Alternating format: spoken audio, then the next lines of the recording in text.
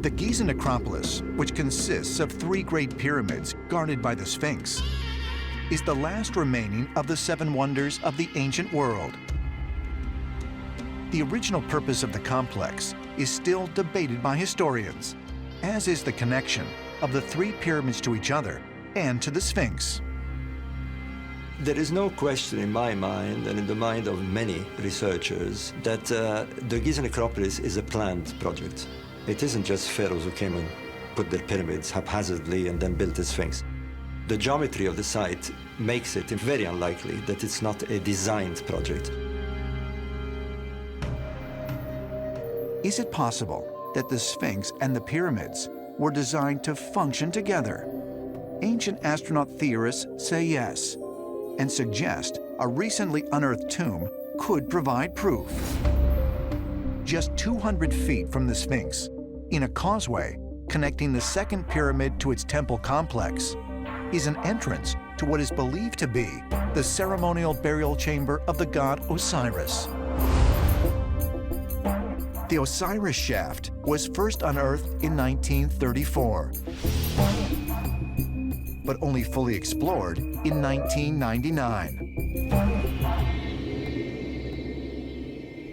This place has not been visited much. It's probably been visited only a handful of times since 1999. Right here is the first level. The first level is not that deep. The Osiris shaft actually consists of 3 different shafts that descend to 3 separate chambers. The final chamber is buried nearly 10 stories underground and contains what some say is a sarcophagus of Osiris. Here we are, 100 feet deep, the 3rd and final chamber in the Osiris shaft. And here's the sarcophagus right in front of me. This is only the lid of the sarcophagus. The body of the sarcophagus is under the water, and it's at least 3 times the size of the lid. And to the 4 corners of the island, there were 4 pillars that are now nearly completely destroyed.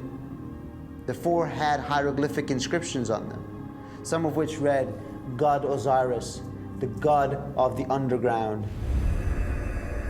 While most scholars believe Osiris to be a mythical being and his tomb merely symbolic, ancient astronaut theorists suggest that not only was Osiris real, but this 9-foot sarcophagus offers evidence of extraterrestrial intervention in the remote past. The word sarcophagus means flesh eater. And this is like a giant black box. Flesh and blood being goes into the box, is sealed in it, the box consumes them, and the body disappears. The idea of a sarcophagus that has no actual mummy or body in it suggests the possibility of teleportation and the possibility of the transmutation of the physical body. It is a suggestion, perhaps, that those who built that monument and those underground rooms could completely portal out of our reality entirely. Giza Plateau, Egypt, 2008. Researchers from the University of the Aegean and the University of Athens perform a study on the stones used for many of the region's ancient monuments. What they discover is that most of these structures, including the Giza pyramids, contain hundreds of thousands of marine fossils. The find intensifies the debate between archaeologists who suggest that the blocks used to build the pyramids were cast like concrete versus those who say they were carved out of natural stone. But for ancient astronaut theorists, it raises another question. Is it possible that the pyramids were not built with stone that had at one time been submerged beneath the ocean, but that the pyramids themselves were underwater? Right in the middle of the desert, seemingly out of nowhere, we have fossils from the ocean, different genres of marine organisms. Where did they come from? And why are they here? Some say that a great flood did in fact happen, that it was real. The flood is clearly presented as being sent with intent as an attack upon the earth. Powers that be, they had an intent and a purpose for experiment Earth, which they believe had become corrupted, and therefore the flood was sent as an attack, an assault upon humanity. These gods were going to artificially create this flood and cataclysm with their super technology. And who could do that except for extraterrestrials? According to the Bible, God sent the great flood to cleanse the earth because of the sinful state of mankind.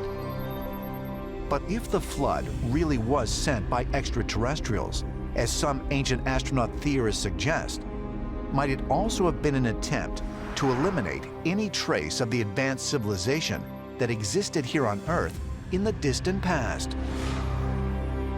Is it possible that the secrets of the pyramids were initially covered up not by humans, but by an alien race that lived among us thousands of years ago? One has to ask the question, well, what was wiped out? Could it be that it was an incredibly advanced society that existed before recorded history? Many new pyramid structures have been found. You have pyramids off the coast of Cuba and 2,000 feet of water. So who built those structures? How did they get there?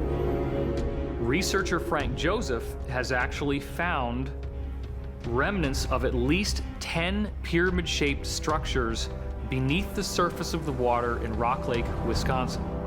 2 of these pyramids have actually been explored by scuba divers and mapped out through the use of sonar, which is how we figure out where things are in a deep body of water.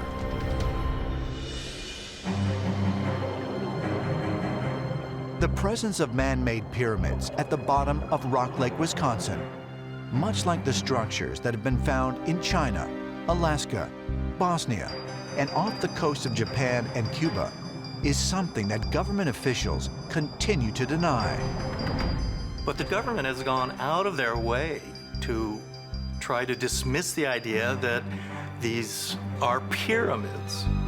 And they won't even give you a good answer.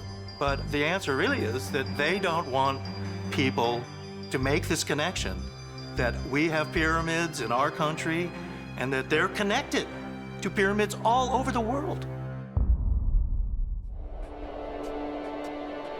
Are we living at a time where keeping things like underground pyramids is considered a national security threat to our government if the truth is told? I hope that is not the case. And if there are pyramids that could be linked together, give this planet energy, then let's move on with getting past all these policies of denial, and let's find this pyramid in Alaska and wherever else they are on the planet. The Giza Necropolis, Egypt, 1993. A team of engineers uses a remotely operated camera in an attempt to discover the true function of what is believed to be an air shaft leading from the supposed Queen's Chamber of the Great Pyramid. First discovered in 1872, archaeologists long considered these narrow tunnels to be ventilation ducts. This robot traveled up this small shaft, which was too small for a human or any type of device to go through. And all of a sudden it finds a closed door, hinged by 2 little metal clamps. According to mainstream archaeologists, the door and metal handles were intentionally built as a symbolic passageway that the Queen would travel through to the afterlife. But some researchers have questioned why this passageway would have been designed with a deliberate blockage.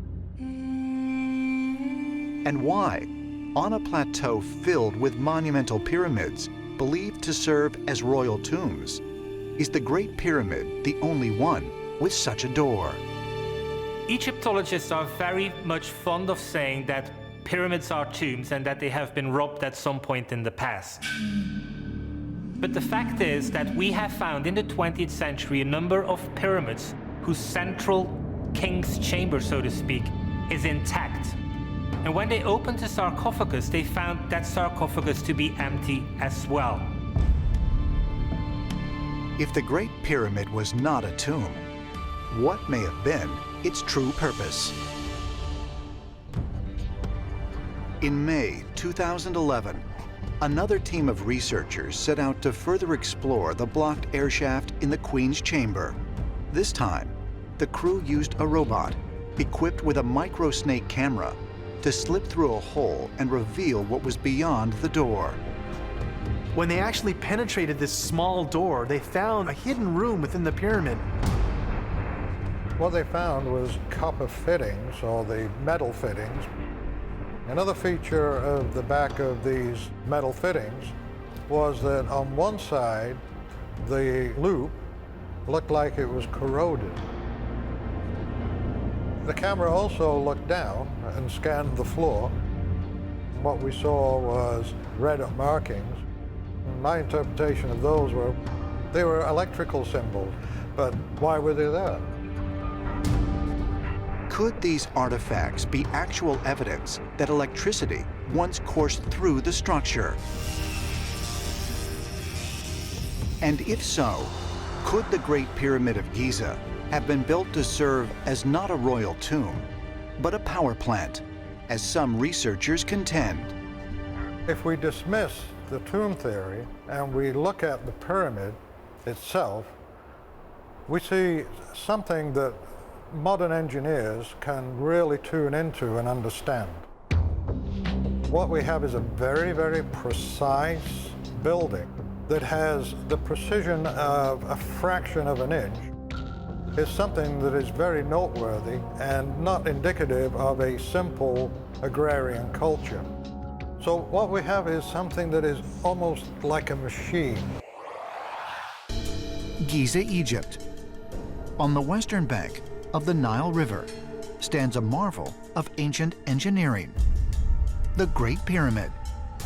The largest structure in the Giza Pyramid complex stands roughly 450 feet tall and consists of over 2 million stone blocks, some of which are made from the same red granite that was used to create the obelisks throughout the country. While Egyptologists believe that it was built around 2570 BC with earthen ramps, ropes, and pulleys, definitive proof of how it was constructed and how old the giant structure is remains a mystery. Great Pyramid of Giza is a marvel of architecture. Every block was 5 tons, and there's about 2 million of them to create a perfect pyramid shape that is one of the 7 ancient wonders of the world, the most ancient one of them all, and the only one standing. The Great Pyramid at Giza covers 13 acres. It's a very remarkable building. The precision of this building exceeds anything that we require of builders today. For instance, the area over 13 acres was leveled within 7/8 of an inch. That's about the thickness of a thumbnail. The casing stones are joined line to line to within 0.010 of an inch, and the joints are filled with some kind of mysterious cement that nobody's been able to figure out what the formula is. This is not the work of the primitive people who have copper chisels. Inside the Great Pyramid are a number of fascinating chambers and corridors, like the Grand Gallery, this towering stairway that goes up into the so-called King's Chamber. Mainstream scholars theorize that the Great Pyramid was built as a tomb for the pharaoh Khufu, who reigned from 2589 to 2566 BC. But archaeologists have yet to find any human remains or authentic grave markers within the structure. The design of the tunnel system and chamber rooms within the Great Pyramid have convinced engineering expert Chris Dunn that the true purpose of the massive structure was to act as a power plant, distributing energy through obelisks. We're taught in school that the Great Pyramid is a tomb, but if you look at the complexity of these buildings, the precision with which they were built, the features that you see on the inside, these various shafts and passageways, for me it looks like a machine. With more than 50 years of experience in the aerospace industry, Dunn believes that chemical reactions took place within the Great Pyramid that generated electromagnetic waves. You have two shafts leading into the Queen's Chamber, and these shafts delivered the chemicals to the chamber that they would mix and boil off hydrogen, and then the hydrogen would pass through another passageway to the Grand Gallery, and then into the King's Chambers. Dunn speculates that once the hydrogen gas reached the King's Chamber, vibrations energized and converted the hydrogen atoms into microwaves. You have evidence to support the theory that hydrogen was being fed down the northern shaft, which leads to the King's Chamber, and then it enters the chamber and collects the energy that has accumulated in that chamber, and then directs it through the southern shaft for the microwaves to spread out. So that energy would reach large distances. And I think if you had an obelisk at any distance, it could actually affect that particular structure. The Great Pyramid is itself a power generator, and that energy is broadcast from the pyramid. It's picked up by the transmitters, which are the obelisks, placed at key sites, made of red granite that are able to be tuned to the specific frequencies coming from the pyramid.